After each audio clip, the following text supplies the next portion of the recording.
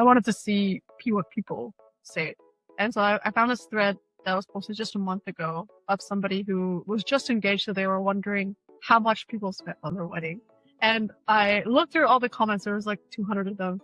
And the minimum I found, this is in USD, was $2,850. Wow, that's awesome. It was a courthouse wedding. So that kind of makes So what they paid for? Just like the dinner after? Yeah, they had 15 people that had dinner, and then they had a small venue and just had like I guess it would be a luxury wedding, kind of, because that's a pretty big budget for 15 people. Mm-hmm. The max, it was crazy. It was for 130 guests in Connecticut or something. It was like a garden venue. 140,000 USD. 140,000. I was thinking 150. So that's not right. I don't know. I cannot fathom. Sorry, how many guests? 130? 130. So you're like spending $1,000 a guest, pretty much. I can't. I mean, I love that for that person, but I can't fathom spending that much on a wedding. But maybe it's just because I'm cheap. I don't know. That's probably that's probably the reason. Yeah. Well, and people have different priorities, and like also different budgets. Like, some people are more True. I do not have a budget for a $140,000 wedding, but I was going through all the comments and I put it in an Excel sheet and I found the mean, which was about 50,000 USD. That's what it's from that thread. Yeah, from that thread. But I would say this is probably not a great sample because, I mean, it's Reddit, right? People usually just US. Yeah, most of them were from America. So it's not Canadian, but I did look up the Canadian stat too. But I would say that I wouldn't go to Reddit or social media to look for, what you should be spending, because it's really polarizing. There's going to be people who spend really cheap, and then there's going to be people who spend a lot, and they'll post that because why not, right? Yeah, but like you shouldn't even be looking to Google to ask how much to spend on your own wedding. Yeah, I agree. Right? Like you probably have whatever dollar saved or whatever gift for people. Yeah. Go with that. Like, don't go with what social media says, right? I mean, it's good to have a ballpark. So, true. Gives you an idea. For Canadians, the Wedding Wire Canada and the Knots 2025 Global Report, it was an estimate because they usually publish these numbers later in 2026. But the average, they think, costs about 30,000 to 42,000 CAD. And I think that number makes a bit more sense to me, at least just from our own groups and circles and stuff. But if you think about it, though, like divided by the number of people, and just think that's how much you're spending per guest. Yeah. Right. So let's say you had 130 guests, 140,000. That's over $1,000 a guest. That must have been very luxurious, I would hope. I hope so. I mean, they didn't post photos or anything like that. It was just text. But I mean, again, I'm very happy for that person that was in their budget and they could do that. Do you have a calculator? Not on me. Okay. On your phone. I'm just going to do some quick math. Just out of curiosity for my own wedding.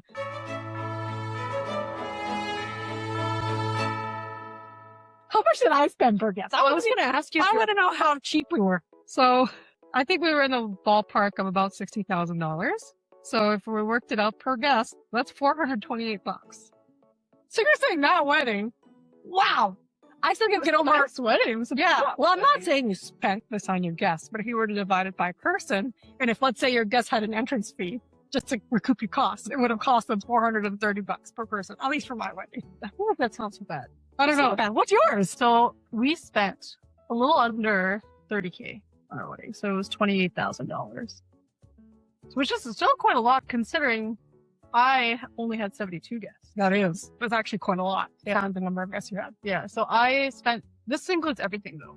Like literally everything. Yeah. The dog sitting and all that kind of stuff. So there was extra costs. But you had extra. Yeah. Yeah. There were extra costs because I had a destination wedding. So it was a little bit more expensive.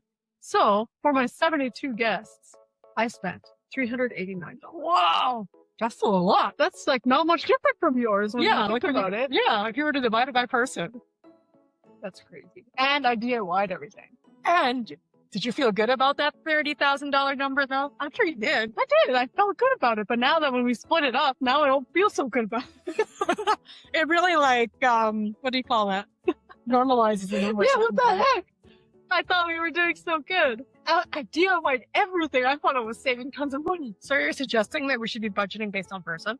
I don't know. To a certain degree, you do though, because a lot of the cost of a wedding is determined by the number of guests you have. Yeah. I guess we should probably start there. Okay. This whole conversation is what can you afford and what is your reality?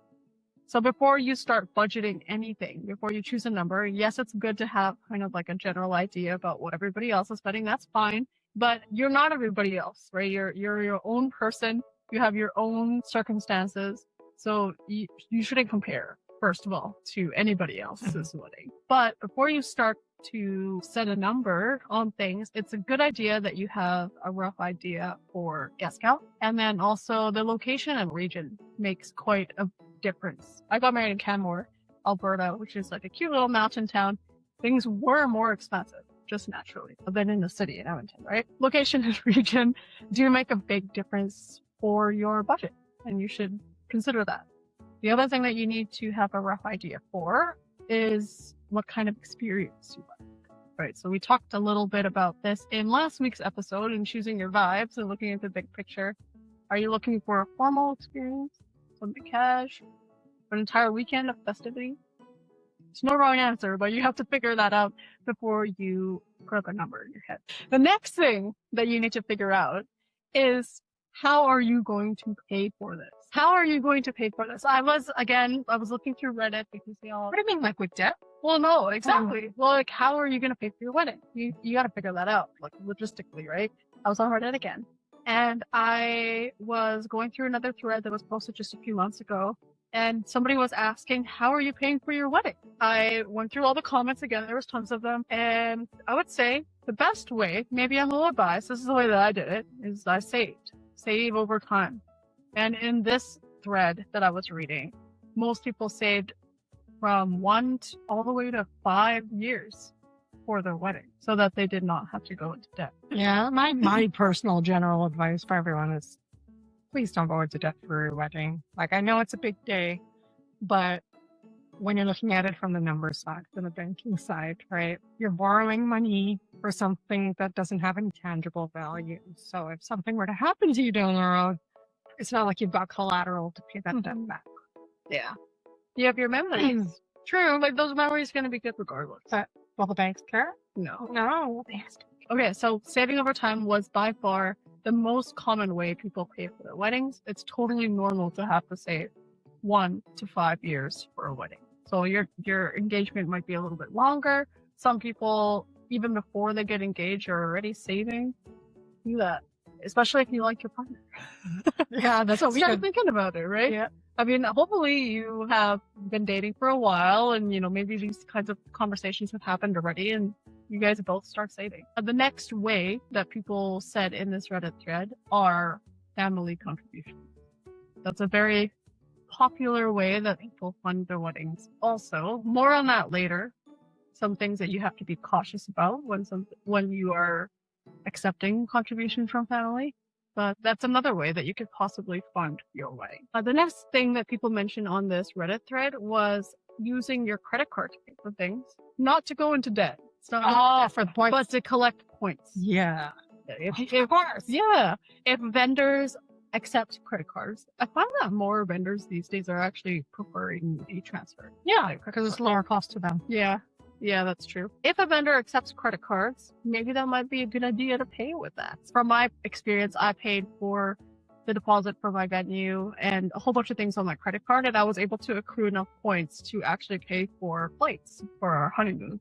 So it was, you were going to spend the money anyway, so you may as well. That's exactly what we did too. Yeah. We racked up all the points we can get the free flights. Yeah. For our honeymoon. Free flights. Why not? Free.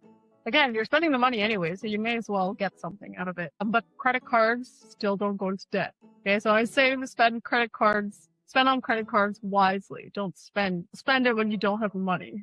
Don't go into debt for your wedding if you can help it. So that was another thing that was mentioned on the Reddit. And then the last thing that I saw mentioned in the comments was that some vendors actually introduce things like installment plans to their payment structure. So we have something similar for our services, but some vendors will take 50% at signing and then 50% later. Maybe that's something that you can negotiate so you don't have to fork out the $7,000 for a photographer right now. Yeah, and I think most vendors are very flexible with that. Mhm. Most of them are, self-employed. It's not like there's some business with very firm structure on how payment works. All they need is that, that booking cost, whatever it is, to save the date. And then after that, it's pretty flexible, I would say, between, when you book and up to the wedding. Yeah, I find especially wedding vendors, because everything is run usually by the owner, they're a lot more lenient as well. And they're excited for you. They want to work with you. They'll help you make it happen, I guess. So those are the ways that you can start brainstorming how you're going to pay for your wedding. So we would recommend that you guys save for 1 to 5 years for your wedding so that you don't have to go into any debt and you can start your marriage and your new life and your new chapter on a good note. But anyway, I was going to calculate. So let's say you're using the average $40,000. Let's say in a year. Ooh, if you wanted to save that, you'd have to be putting away $1,500 bi-weekly. Okay, let's do 2 years. It's very doable. Oh yeah. So $1,500 between you and your partner. Yeah. Yeah. So, or like say you do it over 3 years. $1,000, save it for 3 years, $500 bi-weekly. Not bad. Yeah. No. And it'll still grow if you put it in an investment, but that's not what we're talking about today. So the next thing that you need to talk about with your partner for the budget is your cost breakdown. And in our very, very first episode, we did give a rough cost breakdown. So just to review, 50% typically is going to be your ceremony and reception. So that includes like the venue, for both of those things. They're in separate places. 9% goes to floral, 8% each for attire, music, photography, miscellaneous things. 5% for an emergency fund, which we recommend that you set up. 2% for wedding party gifts, favors, that kind of stuff. And then 2% for stationery, so like your invites, place cards. And again, this is a really rough breakdown. Depending on what you want to prioritize for your wedding, this is going to be different for every single couple. And I would just like to say, chances are, when you're making your budget, when you're doing your cost breakdown, something in those categories is always going to end up costing more than expected. So start thinking roughly about the breakdown of costs for your wedding and how much of your budget, whatever number it is, you want to allocate for those sections. Maybe somebody's wondering, like, oh, we have a rush engagement. Yeah, like a rush engagement, like, oh, due to either family, health, whatever, right? Somebody has to get married like tomorrow or actually within a year, but they don't have the money for it, right? And in that situation, like, what would you recommend? I would recommend keeping it small. I would recommend doing just the legal aspect of it if that's something that you really need done. Yeah, the party can wait. Yeah, like I've known some people who have put off a party at a later date and sometimes don't even decide to do it at the end, because at the end of the day, that's not really what the point of the marriage is. Mm-hmm. So, I mean, not pooping on the wedding industry, but at the end of the day, it's about the couple, right? So if finances are tight, my biggest piece of advice is just use what you are willing to spend at that time, not more than, and just have a simple ceremony and then just do the party later once you're able to save. Do it for your 5th wedding anniversary. Yeah, 10, whatever. Yeah. However long it takes. I know during COVID, there were a lot of people that got married because they wanted legally to get married legally. And then when all the restrictions lifted and all that kind of stuff, that's when they had their party and they were able to save up more, so they were able to spend more, and they were fine. It was great. Yeah, it was great. But yeah, that's great advice. In the same line of thought, when you're doing this kind of first preliminary steps of making your budget, a conversation you should have with your partner is to determine what your priorities are.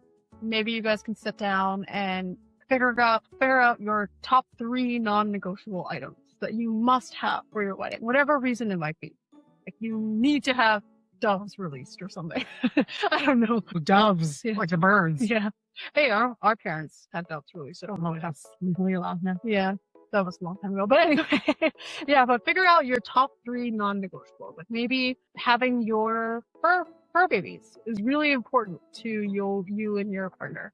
And you need to find a venue that accommodates that. Or you really want your so-and-so relative to be there. So you will make it happen no matter what. Figure out your top 3, talk about it, debate about it if you need to, communicate with your partner why this is a non-negotiable for you, because then you could start building your budget around that too.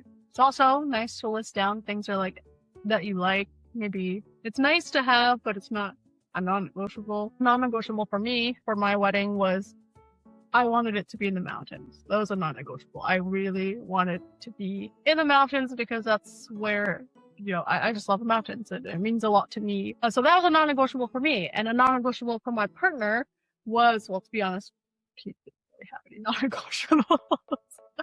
He was just happy to see me happy. He was easy. But yeah, anyway, just an example. And then after you figured out your top 3 non-negotiables between you and your partner, and your nice to haves, if the budget allows, everything else, keep it flexible. And don't feel bad about it if you spend more on XYZ. Being flexible is kind of key. Okay, I want to talk a little bit about strategies to budget. You have any? Strategies to budget? Yeah, like how did you do it? A good strategy now is just like have a spreadsheet.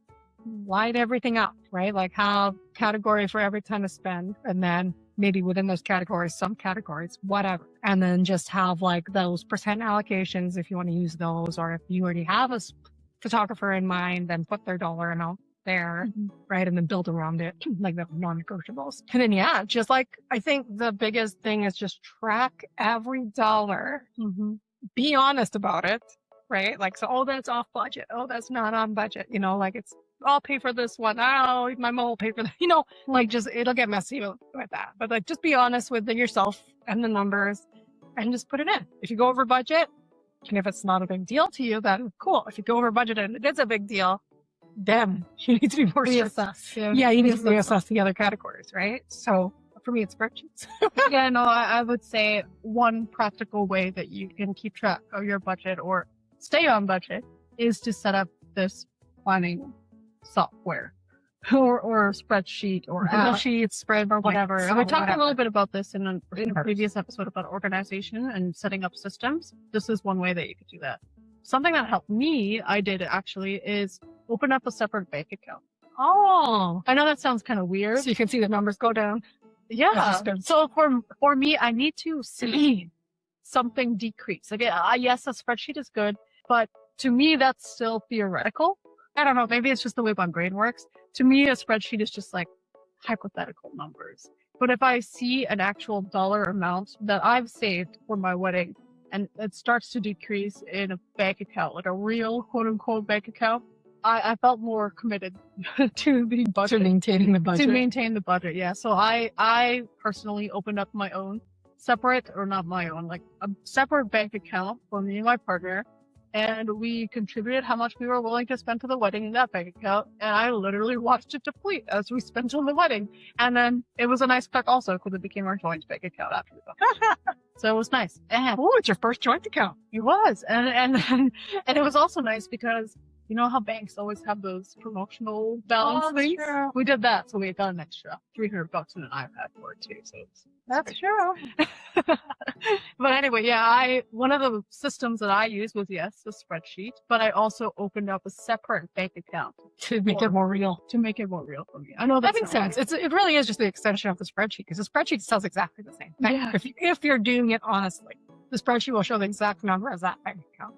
But yeah, having the bank account, because again, tangible, right? You can see it and then you'll feel broke. Then maybe you'll be more, forced to follow your budget numbers that you've given yourself. Yep. It helped me a lot. I will say it kept me in line for sure.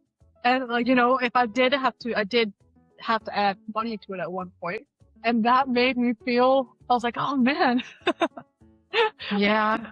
No, that's actually really smart because for us, like our money came from everywhere.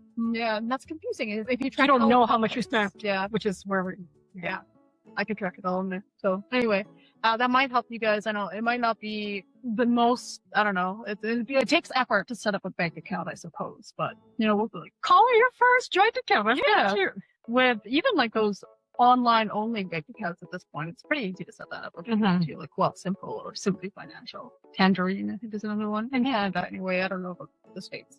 Yeah, I think that's a great idea. Because again, coming from someone who did not stay within their budget, because I did not, I think, employ some strategies at the time, knowing that now, I'm like, oh yeah, that would be a great idea. So take it from someone who did not do a good job with this. Do it. I'm not judging you. No, I know. I'm not judging myself either. Like, I'm not. Like, for us, like, we are lucky in the sense that going over budget was not an issue. For one, we honestly had no idea what weddings cost until we started booking things. Another thing is, in your spreadsheet, something that you might want to do as well is tracking what you've paid so far, if that makes sense. Because again, a lot of vendors offer installment plans, or you pay 50% at this point, or they don't require any kind of deposit, but they require later, and you might lose track of that, and you'll be like, oh crap, I only have $200 left in my account that I opened up, and I owe this vendor $1,000. So in your spreadsheet, we would recommend that you also track the full amount, but then track also your committed funds versus uncommitted. what you've already spent. That might be a nice little separate sheet or tab or something in your Google spreadsheet, something like that. So those are some systems that you can set up for keeping on top of your budget. What are some common budget busters, do you think? Not having a budget is a budget buster.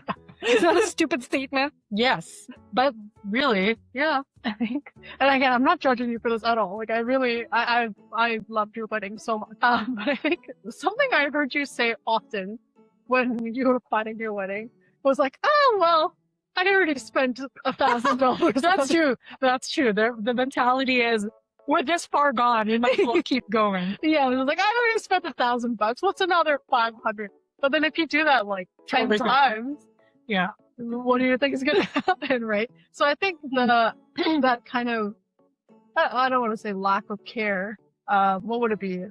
I feel like I don't want to sound fatigued. I mean, it could be that too. We probably, like, near the end when there's all these expenses coming left, right, and center, we're just like, okay, whatever. We were of the mindset that, and this is probably another budget buster, right? It's like, you're only going to do this once. So you might as well have something you want versus look back and not want. Or like, look back and regret that that's something you didn't get because of budget. We were lucky in that we had that ability to think like that, right? But some people don't. I can't give advice on this topic. I really can't. But that's one that I've noticed happens often is, if you're able to, that mentality of, I've already spent this much, so whatever, there's another $5, here you go. I would say it's kind of a form of fatigue, because you're just like, well, whatever. I don't know how to describe it. It's just like, I would say that's probably one of the most common budget destroying mentalities that you could have. Another thing, though, is I call it scope creep because I'm used to like the project management, but scope creep as in like you're adding more stuff. Yeah, you're adding more things, and like suddenly you saw that TikTok where they had that fancy little recording phone for audio, and you're like, I need to have. Oh yeah, and those QR code pictures. Yeah, or that app with the QR code. I mean, those are all great additions if you thought of them when you were listing your non-negotiables. But if you just suddenly saw this viral trend and then you start adding things and you feel that pressure to add things for whatever reason, I would say scope creep / guest list creep, because sometimes that happens too, is another way that you can completely derail your budget. I did not really experience that. However, my husband did. So he was pretty chill with the whole wedding planning process, but I think he was scrolling on Instagram one day or TikTok, I don't remember which one it was, and he saw somebody at the wedding had a cigar bar. And that's why you had that? So my husband does not smoke. He does not smoke at all. He doesn't partake in alcohol even. We don't drink. And then all of a sudden, one day, he was like, I must have a cigar bar. And I was like, what? And you did have one. And we did end up having one. It ended up being part of the budget. Luckily, we were still under budget because our budget was $30K and we spent less than that. Even with a cigar bar. But I looked into my joint account. Saw that we had the budget for it, so I was like, sure, why not? Had there been no budget, you should not be at it. Yeah, scope creep.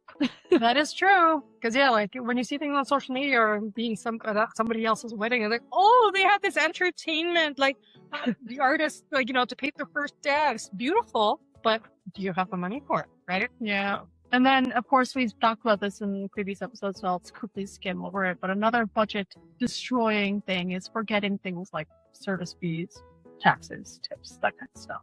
I know gratuities is kind of like a point of contention for a lot of people, but if that's something that you want to include, make sure you budget for it. It's crazy that we've been talking about this for now how many episodes, but I think the biggest thing to succeed to staying within your wedding budget is just the planning beforehand. Mm-hmm. Don't book anything yet. Like literally take the time, do your market research, look at all the vendors that you're wanting to book, see their costs, and that's how you kind of put together the budget. Mm-hmm. Our mistake was we kind of put an arbitrary number out there, and then we started booking and realizing, oh, the sticker shock, right? Yeah. And that's how we failed to stay within our budget. So I think more time, needs to be emphasized. And I think it's not spent enough. There's not enough time spent on it where people actually just look at research. Yeah. It's like you actually have to research. I don't like if it's right after your engagement, before you set a number, maybe do that first. And then that way your budget will actually be more reasonable to what your expectations are for your vendors. Yeah. Right? Like if you're somebody who just is okay with like grocery store flowers, cool. Yeah. Then cut down on the flower cost, right? So it's not necessarily the 8%. Yeah. In contrast, I was able to stay on budget for my wedding. One, because I had two older sisters that I learned from their mistakes. I learned from them and did spend more time planning everything and researching everything before I started booking. And yeah, like I am a researcher, so I spent a lot of time online looking to see what I can and I can't afford. And I didn't feel bad about doing that. I didn't feel bad for price shopping. You shouldn't. There's a price point for everyone. Yeah. I guess is what we're saying too. Mm-hmm. The price really reflects, whatever standards you are expecting. So say even like wedding planners, right? There's a huge array of wedding planners just in the city alone. And there's some that charge a lot more and there's some that charge a lot less. And usually that is because of experience. Mm-hmm. So like a wedding planner that doesn't have that much experience is still a great wedding planner. Yeah. They will still be able to get the work done. The only difference might just be time, right? So don't be afraid to, I guess, book vendors just because your budget is low, because there's always a price. I think. Yeah. Actually, my sister-in-law, when she booked her wedding, she originally didn't want to book a photographer, but we were able to find a photographer who was just starting out her portfolio. So she offered quite a big discount for her services, full day photography. And she was able to get her photos. She was able to work it into her budget, my sister-in-law, and it was great. So you can look around for that. So this actually is a great segue into my next section that I wanted to talk about, which was saving versus cutting. So we really want to emphasize that cutting things is not equal to downgrading your wedding. No. Not at all, right? You can cut things and that's okay, or you can save on things by making smarter substitutions. So things like finding a photographer who's still building their portfolio. Things like maybe if flowers don't mean anything to you, like for example, for me, flowers were not very important. I DIY'd them. My mom DIY'd them for me. Self flowers are, very good. We did self flowers because we were able to resell them after and recuperate some of the costs. Maybe you want to axe flowers altogether. There's been a whole trend of using candles. It's also really cute if it's just one stem. Like you've seen that, like some bridesmaids just holding like one calla lily. Yeah, that's so pretty, so simple, and yeah. You don't need these big, extravagant bouquets to have an impactful wedding. So when we say save or cut, like we're not saying to downgrade your wedding or to lower your standards for it, but it's just making substitutions that make sense, I guess. Yeah, and I think this is where creativity plays such a big part in here, right? Because sometimes a lot of the options, like you see the more mainstream options out there. But just if you just were a bit more creative and thought about ways to, make the same impact but with less flour, let's say for flour. Why not? Creativity, I think, has it just helps a lot. Yeah. When it comes to like, adjusting your budget if you need to. Yeah. Thinking outside the box. Yeah. Again, like if you really want a photo booth, for example, maybe you can set up your iPad on a tripod. And honestly, people will have just as much fun. Mm-hmm. Maybe instead of a big photo booth that you're at for 8 hours, you have a shared Google Drive where people could snap selfies of each other and they can just share it onto the Google Drive. That's essentially doing the same thing, but you don't have to spend those big bucks, and you can allocate that to something else that maybe is more important to you. Other things that you could try. So I talked a little bit about the vendors, right? If you don't want to have a vendor who's still training, maybe you can do shorter coverage. So instead of booking full day with your dream photographer, videographer, you only book half day. Yeah. And you when you plan your timeline, you make sure everything that is important to you that you want to capture is in that half day. That's an option. Maybe and this is a hot topic for a lot of wedding goods, but for a bar. And I know there's a lot of people that feel pressure to have an open bar. But say if you're like me and my partner, we don't drink. We don't drink alcohol at all. We didn't want our guests to get hammered at our wedding, to put it simply, right? That's not something that we value. We did opt for a different option, which was to provide wine at dinner, on us, of course. And we also had drink tickets for anybody we wanted to give drink tickets to. So we handed them out throughout the night to the people who actually want to drink, right? So there's less waste in general. So there's always these substitutions that you can make to not downgrade your wedding, but to potentially save some bucks for something that does matter more to you. I did also want to talk a little bit about budget myths. So I've seen these on TikTok, on Reddit, and stuff like that. One of the ones is DIY always saves money. So we just talked about creativity, right? And how creativity and thinking outside the box might help you save money. I'm a very big supporter of you need to value your time, right? Before you even buy the supplies, before you just consider your own time, right? Value it, even at $10 an hour, whatever minimum wage is, $15, $15 in Alberta. So $15 in Alberta, right? Put a value to that, because when you're paying a vendor to do whatever work that is, be it florals, stationery, decor of any sort, you're also paying for their time, right? So you just got to consider that when you're considering DIY, is that yes, you might be saving money on buying the supplies and possibly selling them later, but you also have to consider your cost and time, because that time that you're going to be doing a DIY takes you away from maybe other activities that you could be doing that either is for your relationship, for your family, or just to enjoy your wedding in a relaxed Your engagement season. Yeah. Your engagement era. Yeah. I think I see that more now, especially as a parent, right? My time is so valuable to me now that if I can just source everything, I would. When I was younger, we had more time at the time, right? Just make it make sense for yourself. So yes, DIY works, but you also have to consider the labor cost to yourself. Yeah. So I guess what we're saying is that DIY might save you money, but you are trading something else, which is your time, which is very precious. So that's one of the most common myths that I've seen floating around. It's oh, just DIY it, just DIY it. It's not that simple. Really consider what you're doing. I was a DIY bride, and I DIY'd everything from my invitations to my centerpieces. I employed, quote unquote, I asked my mom to make flowers, all of that kind of stuff. And if I were to account for all the time that it took me to do those things, well, not just that, but even the supplies, that's a printer, you I foil. don't have those. Okay, but say you didn't, right? You have to buy all that equipment too, or at your station. True. I was gifted a Cricut. Do we all have printers here? It's pretty complicated. In their house these days? Yeah. No way. I don't think so. Okay, I don't know. Whatever. You guys go. How many households? You got millennial and younger have printer stuff. All right. If you're still listening to our random conversation, please comment. Do you have a printer at home? We're curious. We're curious. Laser or inkjet? Probably nobody will comment, but that's okay. No, but the thing is that for invitations, let's say you want to foil, it has to be laser. Now you got to get down to that specific equipment you got to buy on top of everything.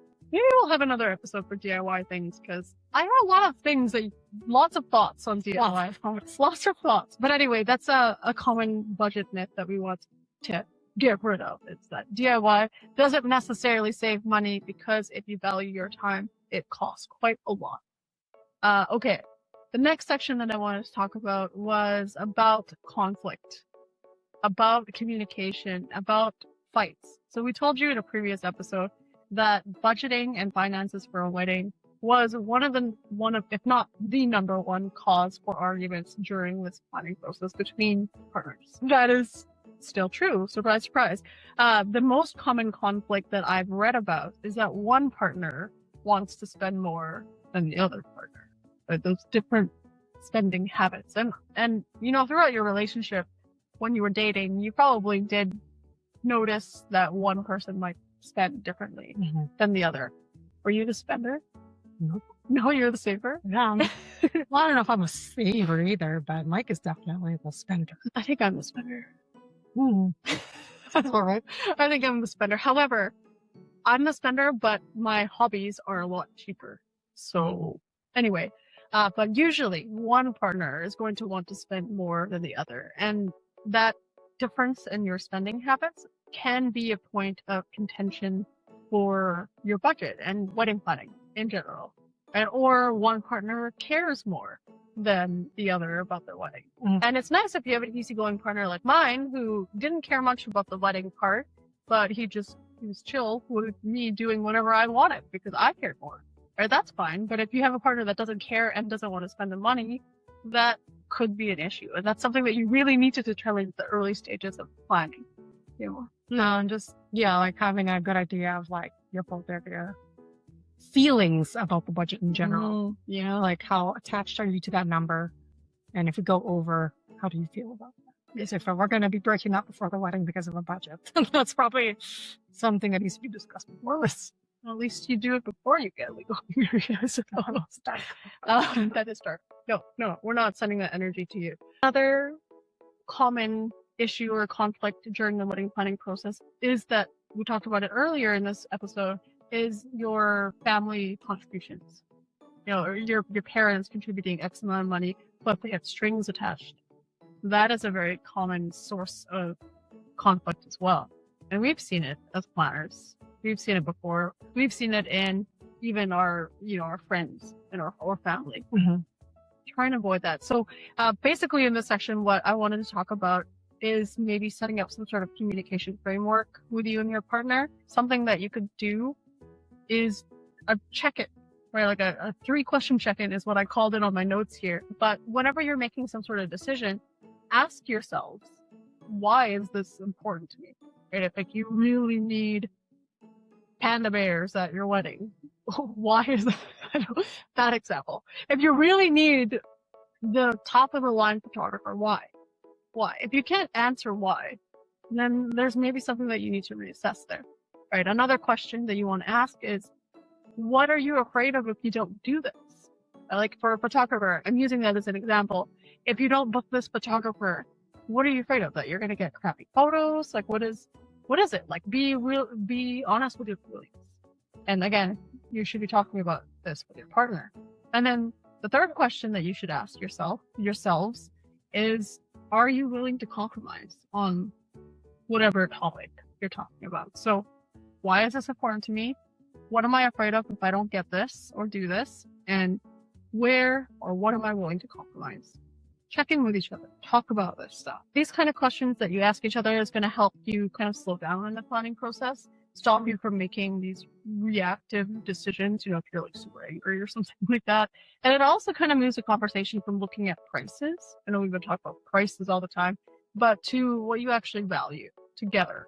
Right? So some empathy is created between you and your partner. Other rules, just generally speaking, from my own personal experience, don't have these conversations when you're tired. And don't have them when you're hungry. Always feed them first before talking about budget. Yes. Pro tip. So, honey, I just spent 5 times the budget on our wedding dress. Here, have some peanuts.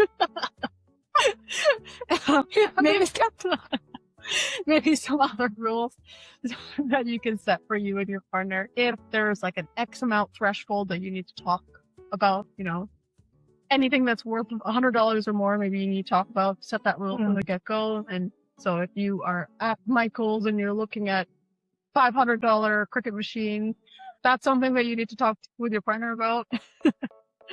Other rules that I would suggest that you set for yourselves is using actual data or actual numbers instead of just assuming something, right? So that goes back to our topic about research, like market research. Really know what you're talking about before you have these discussions together.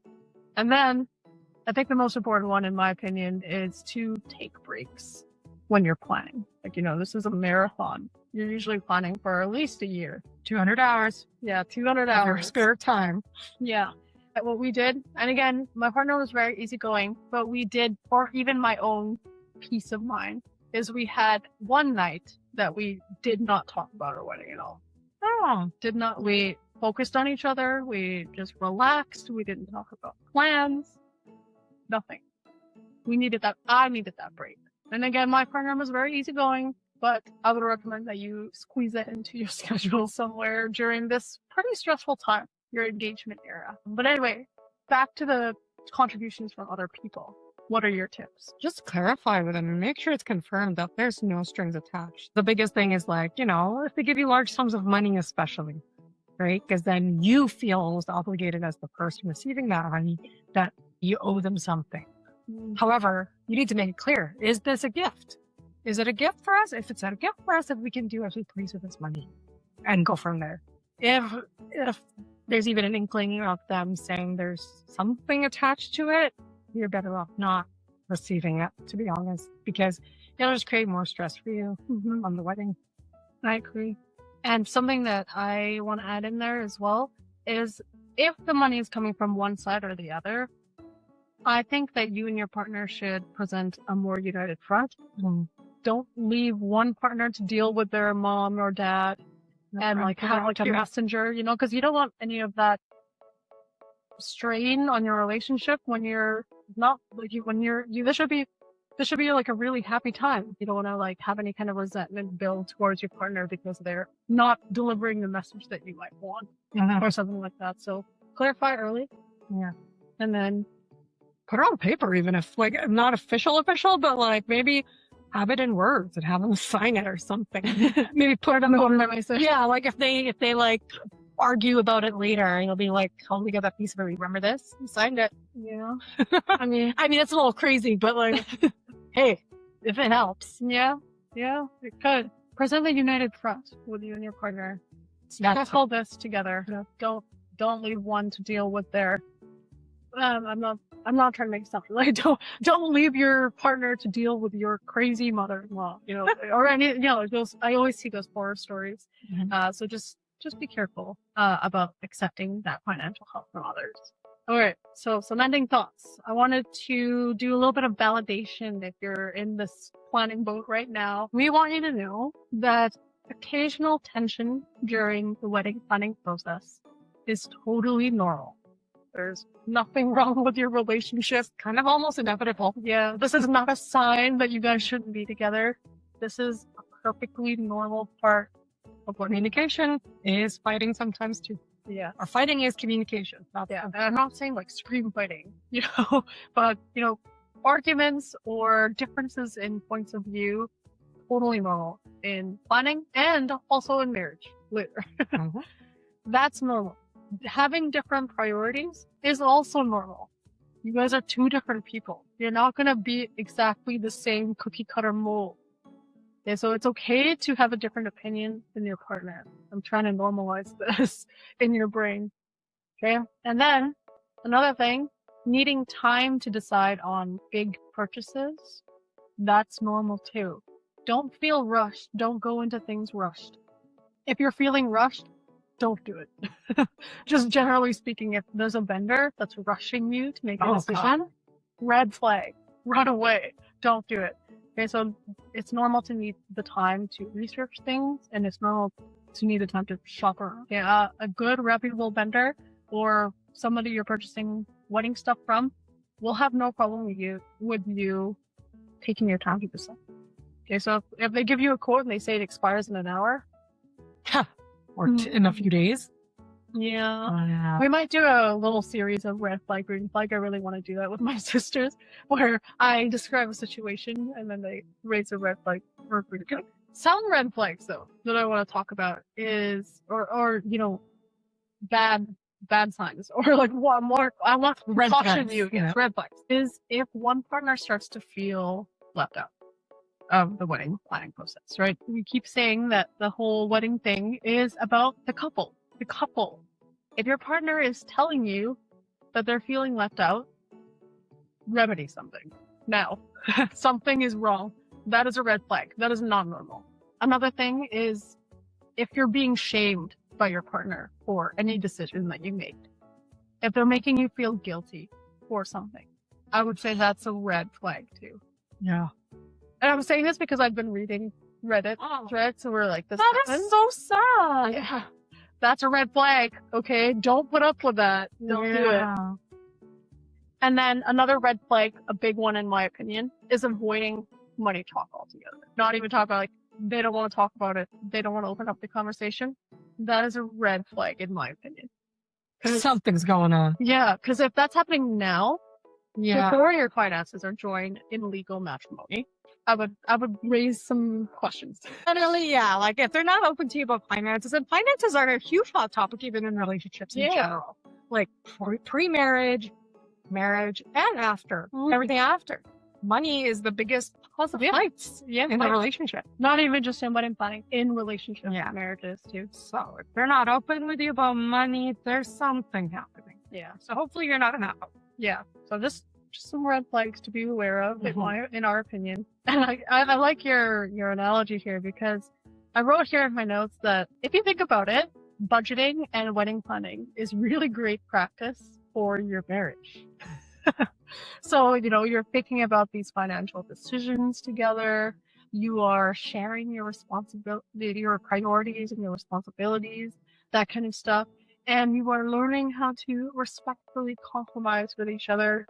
That's like marriage in a nutshell. So use this opportunity to first figure out if there are any red flags there. And also just to practice before you finally turn it off. Yeah. That's our little spiel about budgeting more in depth. I know we've talked about budgeting in every single one of our episodes before this. I think it's heavy, the emphasis on it. We really want to emphasize the importance of this stage of planning. Get it from somebody who did not stay on budget.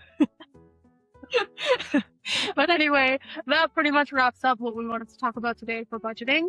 If you are listening on Spotify or Apple Podcasts, please rate our podcast. It really helps us out to boost the algorithm on those platforms. If you're watching on YouTube, we didn't introduce ourselves. I just realized that too. If you're watching on YouTube, we appreciate you. Sorry that you have to put up with us on the video, but it would really help if you liked, commented, and subscribed. Also answer our question about the printers who doesn't really. I am curious. I'm curious. But anyway, maybe you want to share this video with somebody that you know that's currently in budgeting process or the early process of planning the wedding, Or even not even engaged. or not even engaged. It's Because honestly, establish the budget early. yeah, especially if they've been in a long-term relationship with a partner. It's like, here, your friend. You guys getting married? Yeah. It's a question more for them being married. Yeah. Getting married. Here's a budget. Yeah.